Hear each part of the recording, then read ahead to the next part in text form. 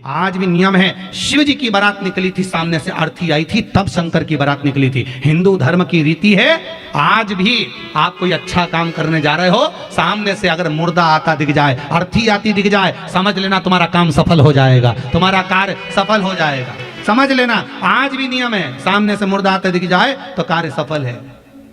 स्वप्न में किसी मरे हुए व्यक्ति को देख लो, समझ लो कि आज कोई अच्छा काम होने वाला है। किसी अपने व्यक्ति को मरा हुआ देख लिया, समझ लेना उम्र बढ़ गई। तो इसका मतलब ये नहीं है कि तुम शमशान के पास घर बना लो। हाँ, तुम्हारा क्या भरोसा, ये तुम सोचो सीवर वाला महाराज बोला है कि मुर्दे को देखो तो काम सफल होता है, तुमने कहा अपन मकान ही शमशान के पास बनाएंगे, अपन तो प्लाट ही में कर देंगे, तो वहां से रोज आता जाता मुर्दा ही मुर्दा दिखेगा। इनका क्या भरोसा। किसी एक भक्त ने एक प्रश्न लिखकर भेजा था कि हमारे स्वप्न में शंकर जी का शिवलिंग दिखता है तो कैसा होता। हमने कहा इतनी सी बात के लिए तो आपको प्रश्न करने की जरूरत ही नहीं, पुराण को देख लीजिए, ब्रह्मवेत्ता पुराण उठाइए और उसका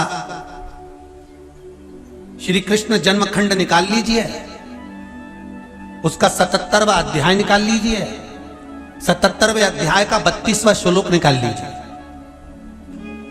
ब्रह्म मुहूर्त में तुमने देखा, सुबह का समय, तुम्हारी बुद्धि में, तुम्हारे विवेक में अगर शिवलिंग का दर्शन हो गया है।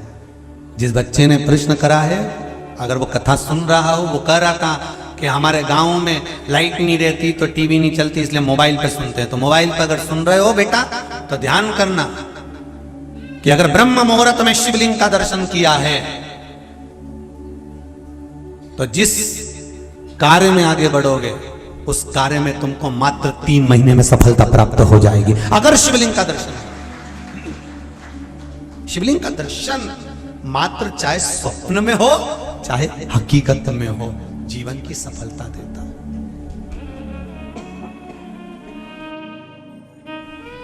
वो सफलता प्रदान करता है। शिवलिंग का दर्शन अगर आप स्वप्न में भी कर रहे हो, शिवलिंग का दर्शन आप अगर हकीकत में भी कर रहे हो, वो आपको फल देगा। शंकर भगवान पे चढ़ा हुआ जल जो बहकर जाता है उसको 3 जगह पर जरूर लगाना चाहिए। ध्यान से सुनिएगा।